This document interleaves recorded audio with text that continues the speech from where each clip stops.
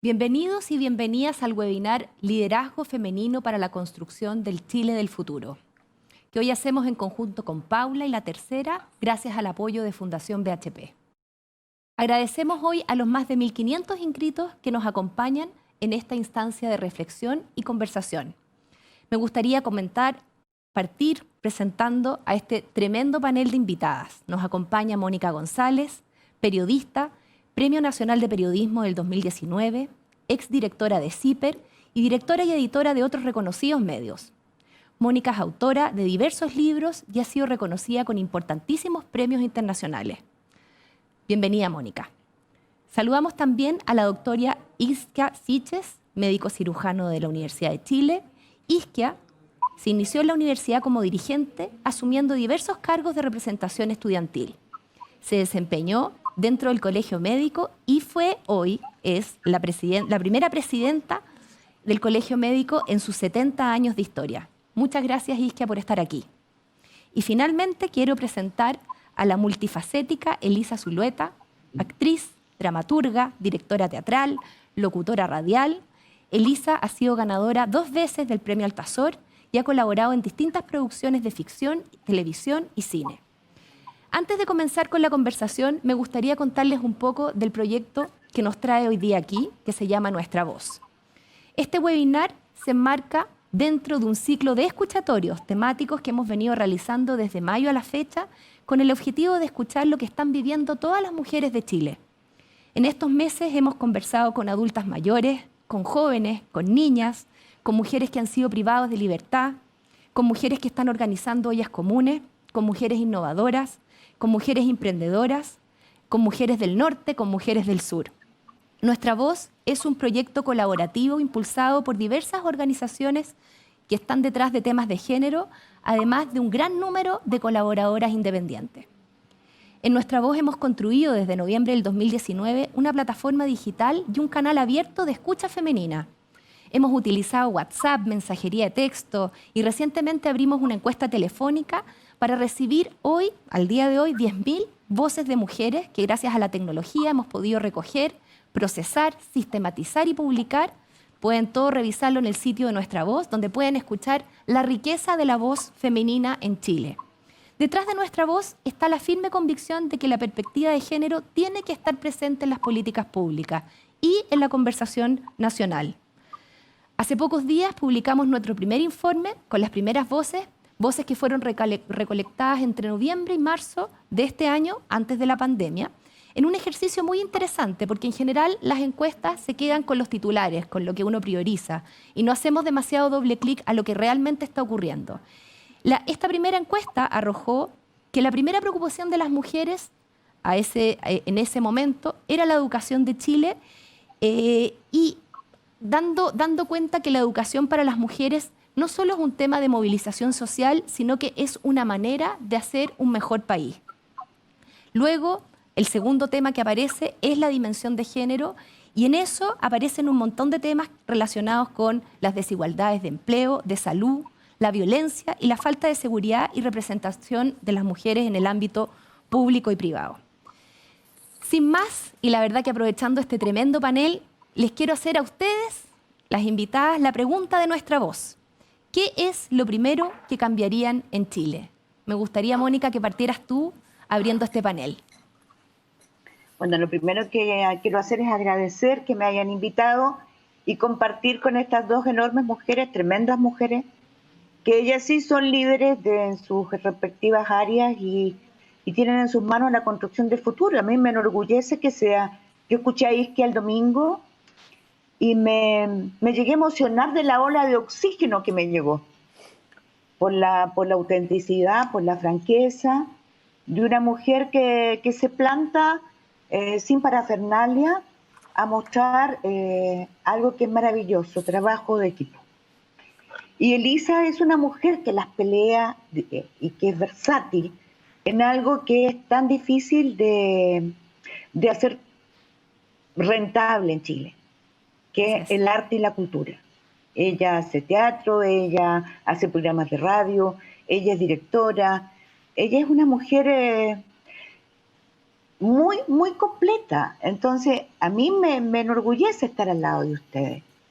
Y yo creo que la primera cosa sería decir que estamos en un momento de inflexión complejísimo, con casi 16.000 muertos y con una crisis económica inédita para los que estamos vivos y de los últimos 100 años. Y yo siento que las cifras, estamos ciegos, estamos navegando ciegos en las cifras. Yo creo mucho en la sabiduría de determinadas personas, sobre todo desde el 18 de octubre, y después, obviamente, con la pandemia, estoy con un ataque de humildad, de llegar a quienes saben. Y Roberto Méndez habla de que navegamos en la oscuridad de las cifras. Y yo creo que una de las cosas que hemos aprendido en estos meses es que no tenemos exactitud con respecto a dónde están las personas más vulnerables. Y yo quiero hacer hincapié en que más de la mitad de los hogares, más del 60% de los hogares de los sectores pobres de este país son encabezadas por mujeres solas, Y sin desde ese hombre al punto de lado. vista, Mónica, ¿qué crees tú entonces que Y es lo por ese primero? punto de vista, lo que yo quisiera decir es que necesitamos urgente organizar en las comunas más pobres un equipo que trabaje como algunas veces trabajó con esa mística de hacer en 275 días el edificio de la UNTAC, encabezado por Miguel Dauner, con mística, para ir a buscar y saber exactamente dónde están esas mujeres que requieren de nuestra ayuda urgente con una inyección a la vena. Ok, o sea, una cierta Esto conexión con requiere las bases sociales. plantearnos. Entonces, yo no quiero hablar de los cambios a futuro ni de la educación. Yo creo que lo primero que necesitamos saber hoy día es dónde están esas mujeres para entrar con inyección a la vena, a ayudarlas a sacar adelante a sus hijos, a sus padres, porque en eso se nos van a ir muchas vidas. Ok. Isquia, me gustaría también que tú te sumaras a esta conversación contestándonos lo mismo. ¿Qué crees que es lo primero que hay que cambiar en Chile? Bueno, la Constitución, obviamente, y no en cualquier espacio, sino en una convención constituyente paritaria, donde estemos muy bien representadas con mujeres empoderadas que logren incorporar una perspectiva de género a cada uno de los elementos que constituye nuestro país. Creo que es una instancia muy relevante la que tenemos enfrente, no la podemos desperdiciar. Así que estoy muy, muy esperanzada del futuro de nuestro país y que ojalá en todos los ámbitos de espacios de discusión, más allá de la propia Constitución, las mujeres sigamos avanzando desde estas distintas perspectivas. Ahora, haciéndole un doble clic, porque la Constitución obviamente va a ser una conversación larga en la que nos vamos a tener que poner de acuerdo en un montón de cosas. Dentro de todos los temas que aparecen, ¿qué te parece a ti que debería ser algo tremendamente prioritario que tuviéramos que en realidad mirar a fondo? Bueno, creo que la participación de las mujeres también quizá nos va a permitir ir logrando poner la pelota en el piso y poder llegar a algunos consensos fundamentales en derechos básicos. Mucho se ha hablado de construir este país en una futura socialdemocracia europea, de derechos fundamentales, y creo que nuestras representantes en ese espacio van a poder lograr avances sustantivos en materia de salud, educación, derechos fundamentales, pero obviamente se va a dar un gran debate en torno a los derechos sexuales y reproductivos de las mujeres y además cómo creamos un sistema político en general, tanto de poder en las instituciones, en las empresas, como también en la representación de nuestros parlamentarios, para tener una representación mucho más paritaria en toda índole de aspectos. Vale, Elisa, bienvenida. También me gustaría hacerte la misma pregunta. ¿Cómo lo ves tú? ¿Qué crees que es lo primero que hay que cambiar en Chile? Encuentro que es atroz tu pregunta, porque uno le dan ganas de meter todas las balas al tiro Así y es, decir, ya, y todo efectivamente. decir todo al tiro. Yo primero que nada quiero agradecer esta instancia, igual que la Mónica. Creo que las palabras de Mónica me emocionan. Me pasó lo mismo viendo a Isquia el domingo. Me sentí representada, que no me pasaba hace mucho tiempo. Me sentí Cierto. contenida. Dije, más allá, incluso más allá de que sea mujer, que para mí es fundamental, pero me sentí representada y protegida en que alguien como Isquia, y como toda la vida en ti, Mónica, también, hay una voz líder, segura, tranquila, calma y oxigenada, como decía la Mónica, en un ambiente en donde lo que necesitamos es cuidarnos. Así que eso para partir. Y a propósito de eso, de cuidarnos también, porque me encantaría hablar de todo, creo que hay que entrar a picar por muchos lados. Estamos recién entrando en escena las mujeres a nivel colectivo, que me dan ganas de explayarme por ahí, pero tengo la sensación de que lo que hemos vivido en pandemia, lo que hemos vivido con la protección de la infancia, lo que hemos vivido con el caso Ámbar, que dejó a la luz no solamente que un sistema como el de la protección de menores, como el que tenemos hoy, es completamente desprovisto de cualquier atisbo de intención de cuidar a nuestros niños, la chimuchina que hay entre medio, el sistema de protección, de seguimiento de cada caso de niño, de tratar a los niños como individuos en un sistema como el Sename hoy, lo único que trae es violencia, lo único que trae es niños sin apego a nada, sin ganas de vivir, desprovisto de cualquier cosa, no hay seguimiento de sus casos, son maltratados, son tan desprovistos de afecto. Si tú me preguntas hoy, y es porque he sido madre hace poco, que creo que la protección de la infancia, junto con una educación y con un sistema que los contenga en cuanto a individuo y a colectivo, va a ser de este país un país con mejor cimiento, sin duda. Y si no nos metemos en el tema del Sename ahora que vamos a discutir de la Constitución, ahora que las niñas aparecen muertas, hoy vamos a arrastrar un problema que se va a convertir en una pesadilla brutal. Sin un sistema de protección de menores, para mí, a la altura, y sin una protección de la infancia a la altura, no podemos construir un país sólido. Eso es lo primero que se me viene a la cabeza. Porque además habla mucho de un país como cuidamos a los niños, en realidad. Habla mucho de una sociedad. Mónica, de los afectos. Efectivamente. Mónica, desde lo que estamos escuchando, tú tocaste un punto que tiene que ver con los datos, con la información, con saber dónde está. Y eso habla también de un Estado que ha estado bastante ciego, que pareciera que por mucho empeño que le pongan, faltan herramientas bien concretas que no se ven. Me gustaría que hiciéramos un doble clic a ese punto, porque finalmente cuando un Estado tiene datos significa que ha ido trabajando un músculo que pareciera que no está instalado en el Estado de Chile. Más allá de política, de izquierda o de derecha, pareciera que hay algo que le falta al Estado. Me gustaría que nos contaras cómo ves ese punto. Yo tengo una mirada en ese sentido bastante pristina. Yo no creo que hayamos estado ciegos porque nos quedamos ciegos. Hemos estado ciegos deliberadamente para no ver que Chile tiene una sociedad profundamente desigual.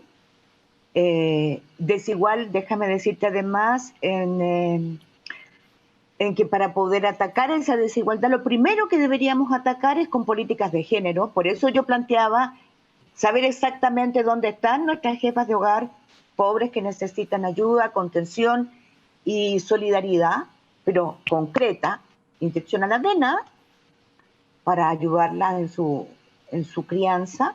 Pero eso es por corrupción, que es la pandemia que nos ha corroído el alma y los recursos del Estado, porque lo que acaba de decir Elisa no debiera dejarnos tranquila, pero no ahora, hace muchos años. Durante 30 años, porque yo no voy a hablar de la dictadura, el sistema que debía garantizar que los niños que están desvalidos, sí, los más pobres de los pobres, porque no son pobres de pan y de amor, han sido abusados sistemáticamente. No nos olvidemos que la jueza Geldres encontró en Arica a los tutores de estos niños prostituyendo a las niñas. Venían llegando en la noche borrachas y drogadas. Y un juez de Arica no los tomó presos, no los encarceló, no consideró que era un delito. Una jueza que ha hecho todos estos años de su vida pedir que el Sename tenga las garantías que deje de tener esa cantidad de jueces y asesores de todo tipo, de abogados, que se embolsican todo el dinero del mundo del Estado, mientras los niños están abandonados, tal como lo vimos el sábado en un reportaje de la revista El Sábado, en que no era el narco. Eran niños que son entregados a la custodia de mujeres que los usan como soldados de los narcos. Pero es nuevamente el Sename. Eso es parte de la corrupción que afecta directamente a las madres, afecta directamente a los niños de nuestro país y que nos ha mantenido, yo no entiendo cómo, durante 30 años de la recuperación de la democracia, en una pasividad, porque esa plata ha ido a platas políticas. Entonces, la corrupción, el financiamiento político ilegal, en que aquí los traspasos de los negocios y la política es lo que nos corrompió finalmente.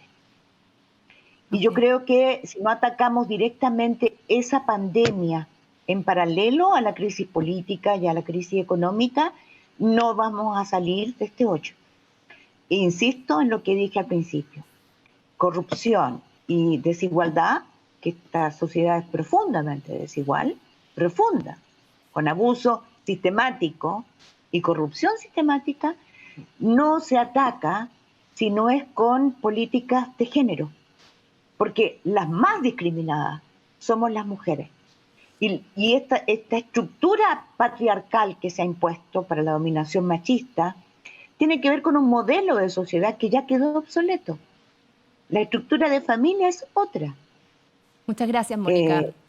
Isquia, yo siento que ahí tenemos mucho que hacer. Isquia, tomando lo que dice Mónica, que tiene que ver obviamente con la perspectiva de género, yo también te escuché el domingo y tú hablaste de la importancia de ejercer un rol aglutinador. Y te quiero preguntar si este rol que tú mencionaste y que yo creo que a mucha gente le hizo mucho sentido, porque estamos hoy día en una sociedad súper polarizada, me gustaría saber si ese rol tú lo ves como un rol femenino.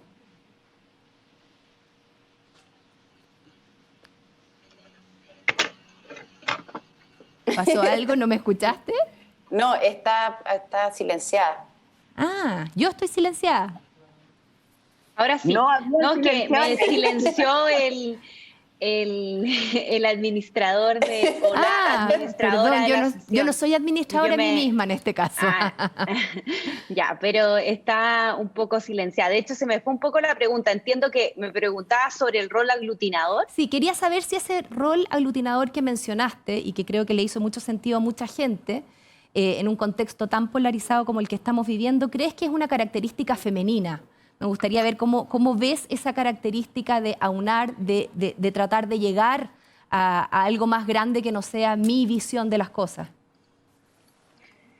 Más que femenina de mujeres, creo que se puede buscar dentro del lado femenino, pero creo que es un espacio que deberían aspirar a tener tanto hombres como mujeres. Hoy día hemos visto, particularmente en el desarrollo de esta pandemia, cómo los liderazgos que se han destacado no han sido estos liderazgos autoritarios y además los que han tenido mejores resultados en el desarrollo de la misma. Se ha demostrado la valoración a aquellos liderazgos más sinceros, más transparentes, empáticos, que han intentado lograr la colaboración, y así lo vemos con el ejemplo de la tremenda Jacinda, que yo creo que todos la amamos de todas maneras, la primera ministra de Finlandia, de Taiwán, de Islandia. Creo que esos son liderazgos para no solamente momentos de crisis, sino que creo que también es para la etapa que ingresa a nuestro país, y ojalá podamos ir promoviendo desde los distintos ejes de la política, pero también tanto en hombres como en mujeres, un liderazgo femenino, no solamente en materia de género, sino que también con esos valores de una construcción más colectiva. ¿Y ahí cómo lo has vivido? Porque en realidad tú eres la primera presidenta de un colegio bastante masculinizado. Tuviste que llegar a asumir un desafío dentro de una organización bastante regulada por hombres. Me gustaría saber el desafío cultural que tuviste al tomar este cargo. Bueno, me tocó partir por un regional, que es un regional bien grande, donde también fui la primera dirigente, y llegué a un espacio un tanto hostil con las mujeres de cosas muy domésticas, a qué horario se hacen las reuniones, o cómo están contempladas sus conformación. Éramos muy pocas dirigentes mujeres en esa época, pero han pasado los años. Creo que nuestro colegio ha avanzado a pasos agigantados, también de la mano de la ola feminista que llegó al país. Ya contamos con un departamento de género, hemos propulsado políticas para materia de acoso sexual, discriminación, cosa que también está muy arraigada en nuestra profesión. Esta es una profesión muy jerárquica, donde habitualmente los grandes catedráticos de la medicina ejercían y mantenían algunas prácticas obviamente muy machistas que hemos ido despojando, pero nos queda mucho camino por delante, y también seguir promoviendo liderazgos femeninos en salud. El 70% de la fuerza laboral somos mujeres, pero llegamos poco a los puestos de poder. Y ahí tenemos un gran desafío de empezar a dirigir nuestros servicios de salud, nuestros hospitales, ser jefas de servicio clínico, directoras y presidentas de las sociedades científicas. Yo creo que acá nadie nos va a ceder un espacio como mujeres. Tenemos que ser nosotras las que vamos a tomarnos el espacio público juntas, unidas, con mucha fuerza, levantando a las que vienen detrás, tal como lo han hecho las históricas feministas que nos abrieron espacios para hoy día llegar a los puestos en que estamos, estar innovando, como lo hace Elisa en momentos mucho más adversos de la historia. Ahora, Elisa, tú has sido parte de una generación que ha tenido grandes logros en disminuir la brecha. Pero también esto tiene un montón de costos asociados a las mujeres. O sea, esto que plantea Isquia también conlleva que hay un esfuerzo, cuando uno quiere estar en una posición de liderazgo, y un esfuerzo que va más allá, porque las mujeres tenemos un montón de roles asociados, no solamente el dirigir organizaciones. Y me gustaría preguntarte, ¿qué crees que ha sucedido con tu generación? ¿Cómo lo ves? ¿Qué es lo que se ha hecho bien? Porque la verdad es que el feminismo en su historia ha tenido grandes avances, pero también grandes retrocesos. A ver, tengo la sensación de que no le quiero llamar ola feminista, le quiero llamar como, siento que esta vez hay un cambio de paradigma que es primera vez que se está viviendo, sin desmerecer las millones de instancias que tuvieron otras mujeres logrando el voto, logrando posicionar a la mujer como un ser humano que ahora es impensado, no vernos como un ser humano, pero en una época no lo éramos, no teníamos ningún tipo de derecho y sin ánimo como de aminorar aquellos esfuerzos que se hicieron. Tengo la sensación de que hoy, al llegar a lugares en donde podemos liderar ciertos cambios, estar, como Isquia decía, al mando de naciones, haciéndolo muy bien, sacando adelante en la crisis quizás más fuerte del siglo XX y XXI, o el siglo XXI, tengo la sensación de que hay un cambio de paradigma, que es nunca antes visto, que tengo la sensación de que es incluso más fuerte que la entrada rotunda de las religiones. Tengo la sensación de que este cambio de paradigma, que va lento, pero va, no tiene retroceso. Tengo la sensación de que de verdad que lo que tendría que pasar es como un exterminio de las mujeres, cosa que no se va a permitir, pero tendría que pasar una cosa muy, muy fuerte para que este avance de este cambio de paradigma total, de empezar a ver la vida desde un punto de vista que nunca la hemos visto, porque llevamos miles de años viendo el mundo desde el mismo prisma. Tengo la sensación de que mi generación, yo ya tengo 40, miro más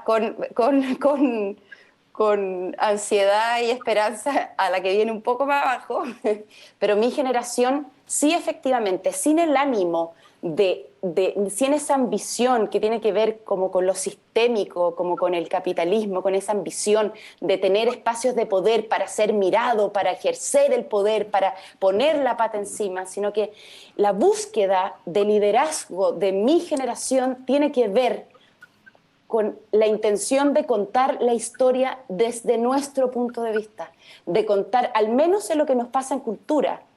Mi intención de escribir una obra de teatro sobre una mujer que tiene que vender sus órganos, un ejemplo cualquiera, o una mujer que le pide, que pide eutanasia, no es la intención de llegar a un puesto de poder, la intención es de contar la historia que tiene que ver con nosotros y que ha sido acallada durante años de años de años.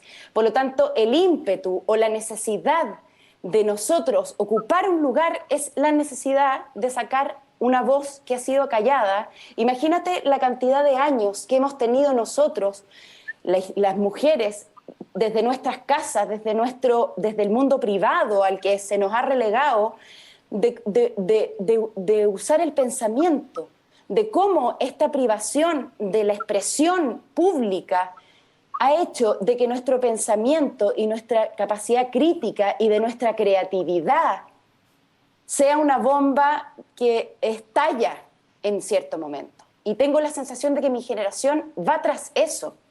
Yo no veo, que es lo que me pasó con Isquia el domingo, yo no veo a una mujer que está ahí llegando al poder por estar en el poder. Veo una mujer que quiere aunar colectivos de distintas mujeres, necesidades, falencias, y reunirlas en un colectivo de necesidades que urgen que sean vistos desde otro punto de vista. Porque como dijo Mónica, ya fue, boludo, ya fue, lo otro ya fue, o sea, dennos la oportunidad, ¿cachai? Mónica, también tomando este impulso que nos entrega la Elisa, porque la verdad es que yo también veo con mucha esperanza lo que está pasando, pero tú tienes más experiencia que nosotras y has vivido harto más y nos puedes decir si este es un impulso realmente diferente.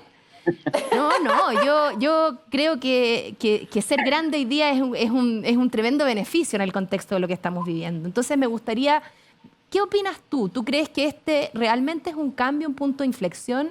Esta sororidad que estamos viviendo, porque yo sí siento que ahí hay una tremenda diferencia, es algo que llegó para quedarse. ¿Cómo lo ves desde la perspectiva, por ejemplo, de los medios de comunicación? ¿Hay conciencia de este cambio? No, nos falta mucho. Pero yo quiero hacer un matiz. Yo vi a la Isquia el domingo no solamente como conteniendo, aunando, ¿cómo fue la palabra que usaste que me encantó? Que aglutinando. Se me olvida siempre, aglutinando mujeres. Yo la vi a la Isquia aglutinando mujeres y hombres, porque yo siempre he pensado, y lo quiero decir, en eso sí que no tengo ni una sola duda, que esta transformación, que el futuro, que tiene que ser mejor, que tiene que ser una sociedad mucho más justa, porque si no, no vale la pena, con todo, sino ¿para qué? Tiene que ser entre hombres con hombres y mujeres, ¿no? Tiene que ser con hombres. Y yo vi a la Isquia y su manera de ser, como la veo en la Andrea Repeto, ponte tú, en la economista fabulosa que es. Las veo imponiendo respeto entre hombres y mujeres sin codazos. Sí. Porque miran el poder de una manera distinta. Lo miran con todo respeto, quiero decir, como alguna vez en mi adolescencia soñamos con tantos jóvenes que ya no están, cambiar el rostro de miseria de Chile. O sea, yo no quiero el poder para servirme de él. Quiero que nos den facultades, que nos den posibilidades de establecer redes, porque necesitamos una gran fuerza para cambiar el rostro de miseria. Y en ese sentido el periodismo tiene que desconstruirse y reestructurarse. Porque si bien somos la mayoría mujeres los periodistas en Chile y en América Latina, los puestos de mando los tienen los hombres. Yo quiero hacer una autoconfesión y una mea culpa.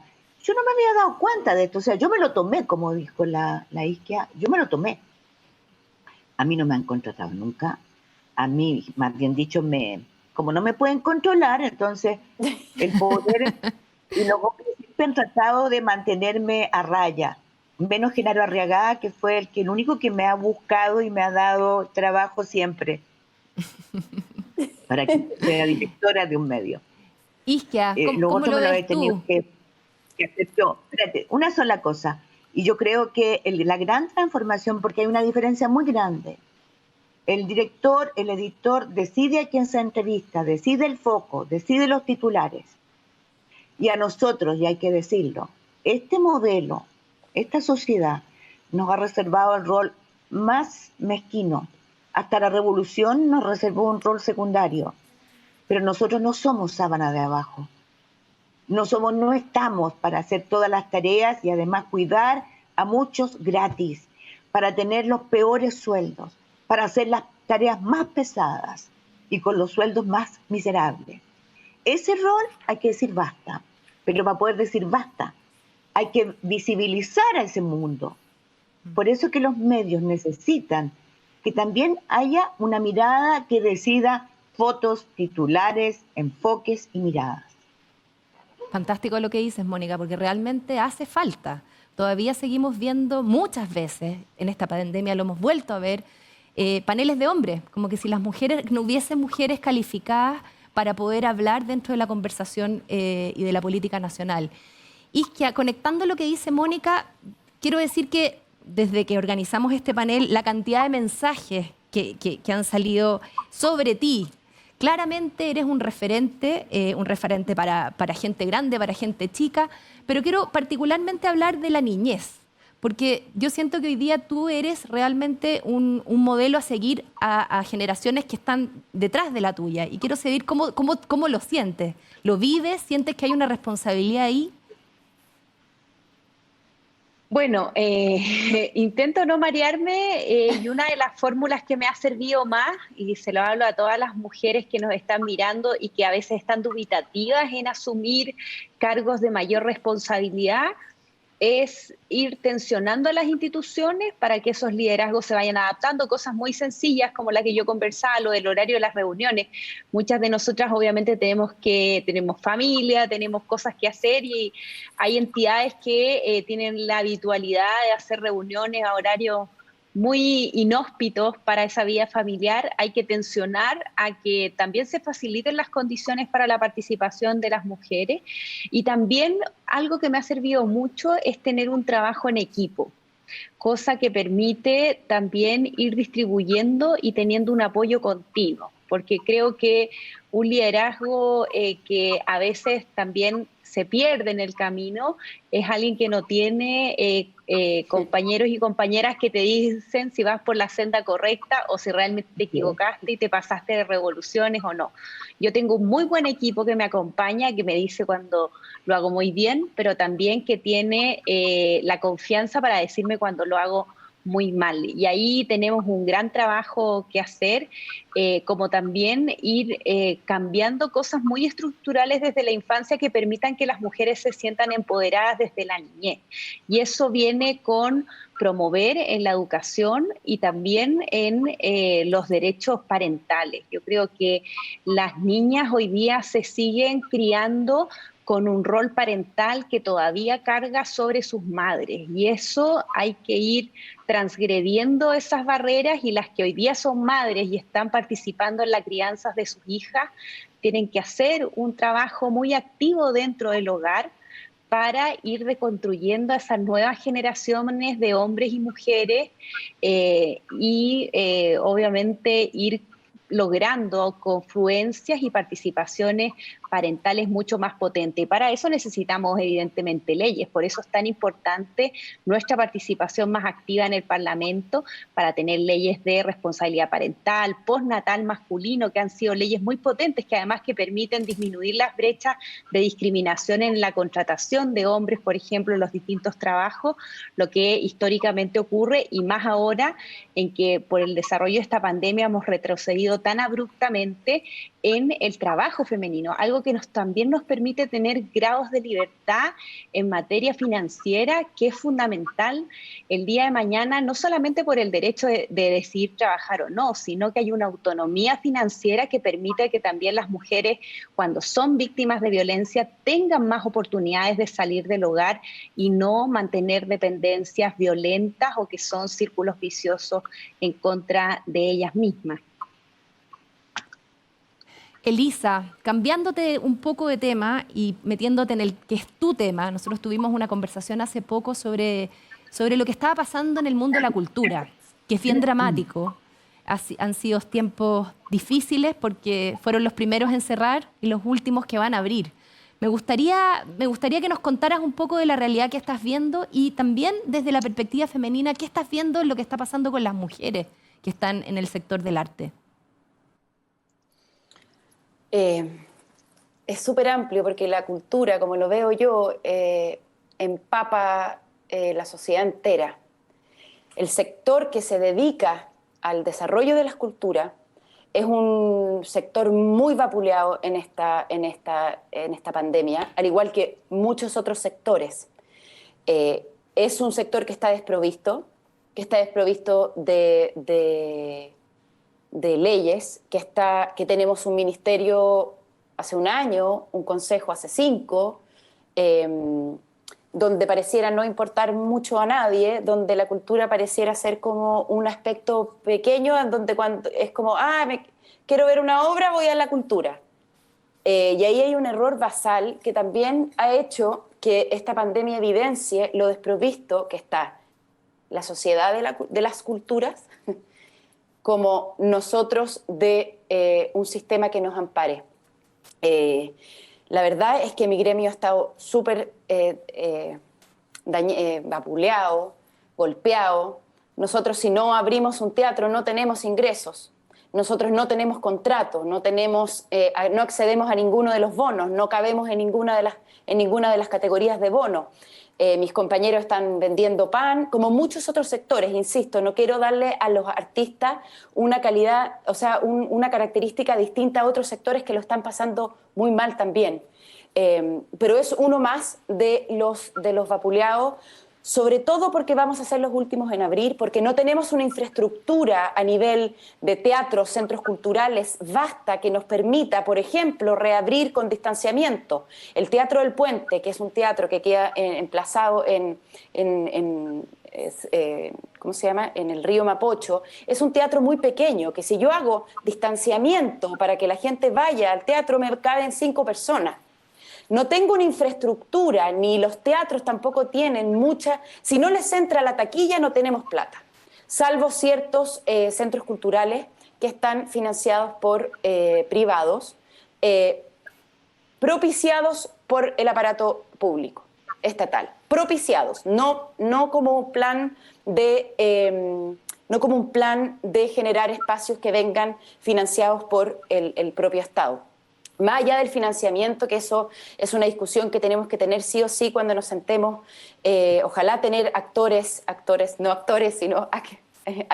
del mundo del arte, ya sea pintores, artistas visuales, músicos, que si no tenemos un escenario no tenemos cómo confluir hoy, pero tenemos la posibilidad de pensar cómo vamos a instaurar la cultura, las culturas de base, que vayan entramado con la educación. Si yo no le enseño, si yo sigo sacando la historia, la filosofía, el arte, no propicio los lugares culturales, no propicio que los museos, que los centros culturales, que los teatros que se invirtieron en regiones, si yo no propicio eso de la mano de la importancia de las culturas como forma de expresión, como lugar en donde yo voy y rayo mi pensamiento crítico, mi reflexión, en donde yo me encuentro con un otro, a decir, esto me pasa, esto te pasa a ti, cómo vives tú, cómo vivo yo, cómo los pueblos originarios, etcétera. Si yo no tengo un espacio donde yo pueda expresarme, porque a propósito de lo que decía la Mónica, son 30 años de deliberadamente elegir estar como decía Oscar Contardo en su libro, como el famoso "no estoy ni ahí" del Chino Ríos, que se nos metió como un tatuaje en el cuerpo, como esa cosa como de no me importa el otro en la medida que yo estoy bien. Si yo estoy bien y vamos bien. Y es deliberadamente elegir no ver. Y si yo no tengo un lugar en donde yo me expreso junto con un otro, donde yo me encuentro a ver cómo vive el otro, de la mano de la educación y del cambio que tenemos que hacer de educación, la cultura queda como prender la radio y escuchar una canción aleatoriamente. O sea, el artista compone una canción a propósito del derecho a vivir en paz, que tiene que ver con un contexto, que tiene que ver con una expresión de un momento específico, con un contexto que va de la mano con el encuentro con mi realidad. Y eso es la cultura. Y eso es lo que yo siento que va hacia adelante, un entramado entre vivir vivir en la cultura y dejar de creer que la cultura es 2 fondos concursables, 4 libros publicados y 5 canciones sacadas en no sé dónde.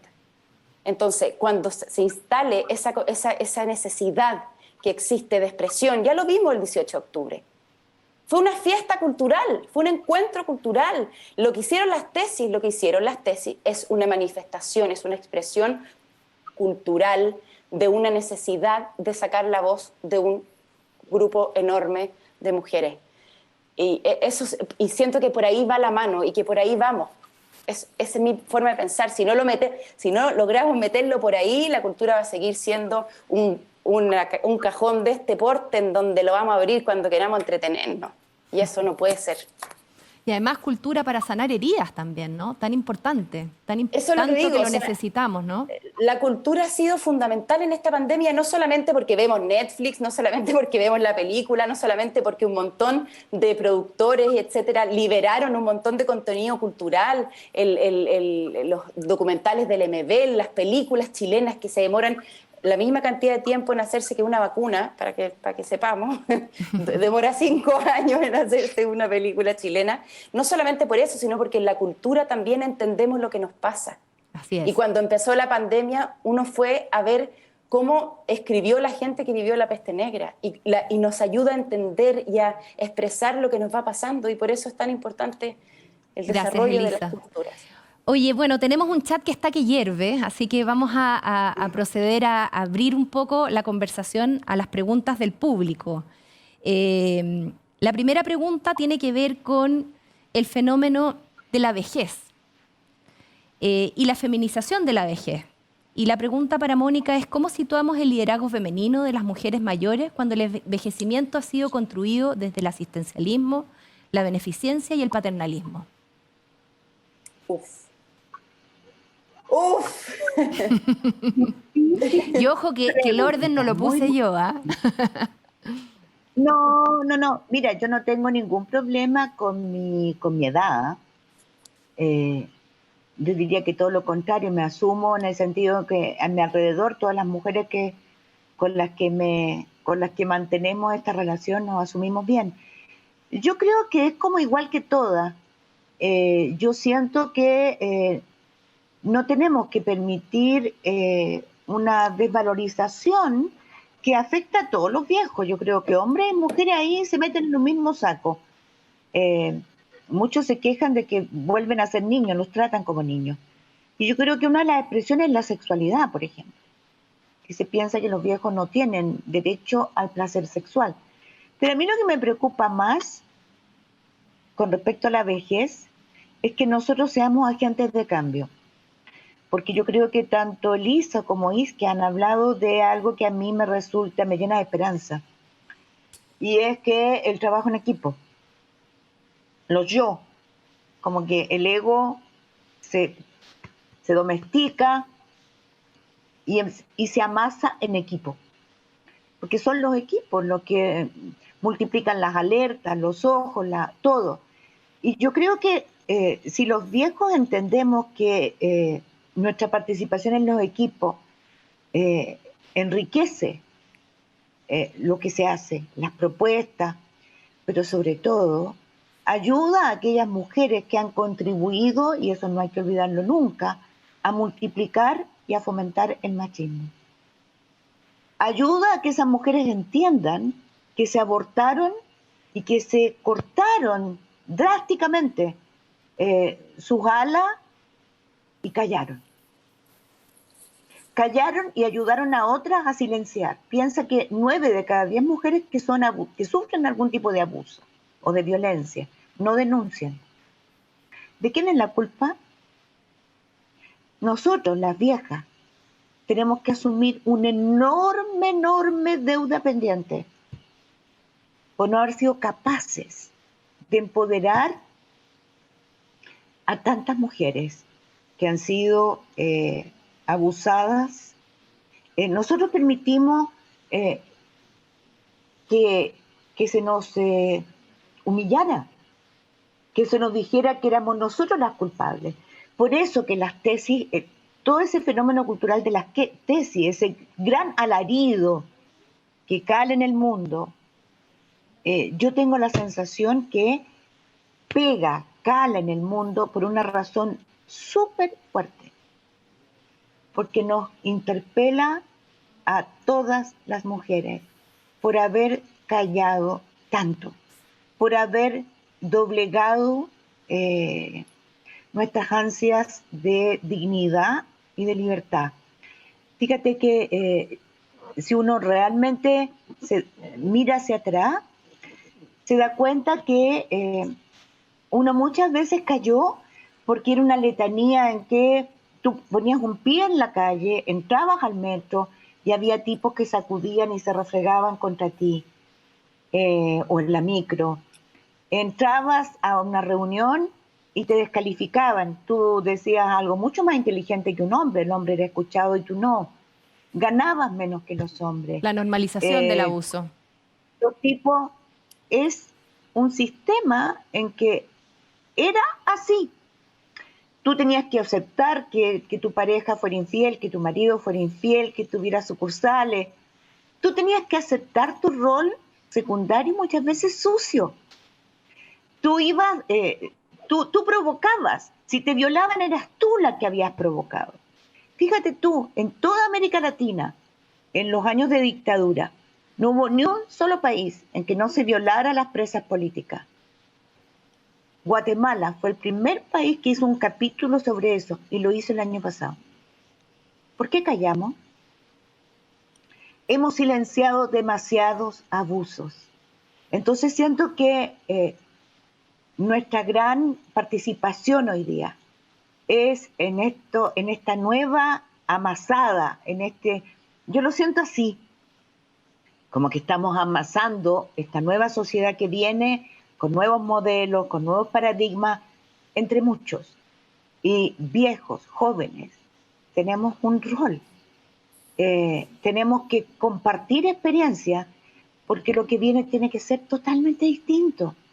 No podemos seguir en una sociedad con tanto abuso, con tanta desigualdad. Y quiero terminar diciendo algo. Yo nunca he olvidado una vez en una protesta, bueno, nosotros formamos con otras mujeres maravillosas, Mujeres por la Vida del año 83, cuando no había ninguna posibilidad de que una manifestación antidictadura terminara sin enfrentamiento entre izquierdistas y demócratas cristianos. Y nosotros hicimos múltiples actos en poblaciones para poder llegar a ese gran acto. Y yo me acuerdo que en La Victoria había una gran discusión, se deben acordar algunas de las que estaban ahí. Y hay una mujer que irrumpe desde atrás y les dice, ¿hasta cuándo pelean? Déjense de pelear, unámonos nomás. Si total, igual las balas atraviesan los colchones, si igual protestemos o no, ellos van a venir y van a seguir matando. Pero hagámoslo. No sigan mintiendo, no digan que es por los hijos, háganlo por ustedes, porque yo ya estoy vieja. Que no les pase lo que a mí. Yo nunca pude ver estrellitas haciendo el amor, porque siempre me montaron. Y a mí esa historia no se me ha olvidado nunca. Puedo describir cómo estaba vestida esa mujer. Yo creo que estamos en un punto de inflexión en que tenemos que aunar y darle paso al cambio. Gracias, Mónica. Qué lindo lo que dijiste, porque tocaste un tema que yo creo que nos toca a todas, que tiene que ver con el histórico abuso. Así que muchas gracias por eso. Isquia, pasando justamente por ese tema y tomando otro tema que está muy instalado en las mujeres que ejercen puestos de liderazgo y que tiene que ver con la autoexigencia, que tiene que ver con que de alguna manera pareciera que para ejercer cargos de poder tenemos que ser 7 en todo, estar siempre, siempre dándoles como explicaciones a alguien de lo que somos. Me gustaría que me dijeras cómo lo vives tú, porque hoy día hay que reconocer que estás claramente en un puesto tremendo de liderazgo. Muchas mujeres te estamos escuchando y me gustaría que nos contaras cómo lo manejas tú y cómo crees tú que debería de ejercerse este nuevo liderazgo femenino. Bueno, algo comenté al inicio, que yo tengo un equipo que me da apoyo y sustento día a día para cada una de las adversidades, pero sí debo reconocer que muchas de mis amigas feministas me sacaron en cara me falta experiencia con esta sensación de que las mujeres continuamente estamos bueno que lo mucho más tocaste preparadas que los hombres y que subestimamos nuestras capacidades. Debo reconocer ese punto, pero sí mantengo de que creo que me faltan unas vueltas todavía para aspirar a un cargo de responsabilidad tal. Y además creo que somos un poco más pragmáticas también. Muchas veces uno intenta balancear lo que va a hacer, asumir esos roles, pero creo que de forma colectiva, con un buen equipo, hay que hacerlo. Y además yo lo dije en un punto anterior, creo que si queremos que el país funcione distinto, necesitamos más parlamentarias, necesitamos más directoras de hospitales, necesitamos más ministras, y si nosotras mismas no nos empujamos a estos roles más constituyentes, de hecho, mencionaba Mónica a Andrea Repeto, yo creo que Andrea tiene que ser una constituyente de todas maneras, nos faltan tantas mujeres líderes y creo que ella tiene todas las cualidades en esa línea, como también tantas más que tenemos que seguir promoviendo, y ahí creo que todas podemos hacer un granito de arena impulsando esos liderazgos y también valorándonos en cada uno de los espacios. Pero otro de los puntos que quizá es fundamental es poder empezar a institucionalizar la participación de las mujeres, que nos toca a todos cuesta arriba y muchas veces teniendo las mismas capacidades en los espacios no se cuestiona. Y ahí veía en una de las preguntas en el chat sobre el rol, por ejemplo, de las científicas o dentro de las mismas carreras académicas, donde también el machismo es muy duro. Y hay que presionar para que las instituciones universitarias, que hoy día son un espacio de construcción y quizá que van a la vanguardia de los desafíos del país, también tienen que tener políticas de incorporación dentro de las cátedras académicas. El rol que tienen las universidades en pensar las nuevas sociedades, la generación. Yo particularmente, mi paso por la universidad me abrió el mundo a pensar cómo debía construirse. Creo que es algo que no podemos minimizar y ahí tiene que existir también una amplia participación femenina en cada una de esas cátedras, en este espacio de discusión del mundo, de un análisis crítico a lo que está pasando, como también en todos los otros ámbitos. Muchas gracias. Quiero, antes de pasarle la pelota a la Elisa para ir finalizando, me gustaría saber puntualmente en el tema de salud, ¿cómo ves tú el liderazgo femenino? Dado que tocaste el tema de las científicas. Bueno, nos falta mucho todavía. Yo les dije, tenemos un gran número de profesionales de la salud, pero lamentablemente seguimos postergados a los roles más asistenciales y no a las posiciones de poder.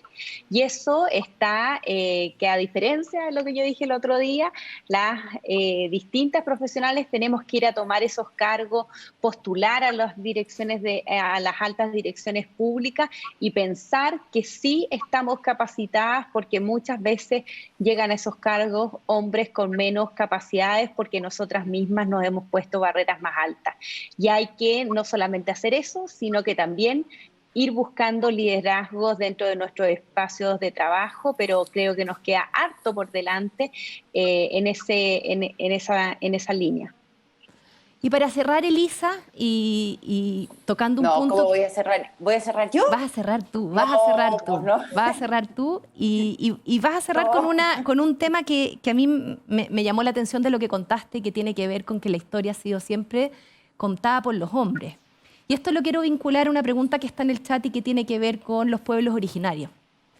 particularmente hemos escuchado varias no cosas solamente en voy a el cerrar, último. voy a cerrar con los pueblos originarios. Para que veas tú, efectivamente. Y quiero preguntarte porque, por ejemplo, lo que pasó en Isla de Pascua también pone de manifiesto de quién está contando las historias y me gustaría ahí hacer justamente un vínculo con la cultura. ¿Cómo ves tú ese tema en particular? Porque yo sé que tú te has metido profundamente a trabajar en tratar de instalar también el discurso de las mujeres. El discurso, como yo decía antes, siempre ha sido hablar desde lo que conocemos. Yo aprendí en la universidad, al igual que Iskiar, mi paso por la universidad fue súper importante porque había gente, maestros, que estaban abiertos a compartir aquello que habían aprendido. Les pido disculpas si es que hay una guagua llorando porque es así la vida. Así ¿ya? es. Pero Es justo lo que estamos hablando. Espero que no esté sangrando. Si no sangra, podemos seguir. Ahí fue el padre. Todo muy casero esto. No, el discurso está articulado desde la necesidad en la universidad yo aprendí que es la relevancia de dejar documento histórico. Lo que ha hecho Mónica toda su vida, que es ir dejando registro desde la propia experiencia y la investigación de lo que se va viendo. Es la única forma de contar la historia, de que hayan millones de versiones, de que hayan distintos puntos de vista. No existe otra opción de ir contando y dejando historias si es que nosotros no nos hacemos cargo de dejar ese documento. Documento histórico me refiero a obras, a música, a los 4 tomos que la Isquia puso sobre la mesa el domingo. El documento histórico. Y el documento histórico, que pareciera ser una montaña enorme, tiene que ver con hablar desde lo que uno vive, lo que uno conoce, lo que conoce alrededor, la experiencia de las mujeres, y al menos nunca he tenido otra intención en mi trabajo que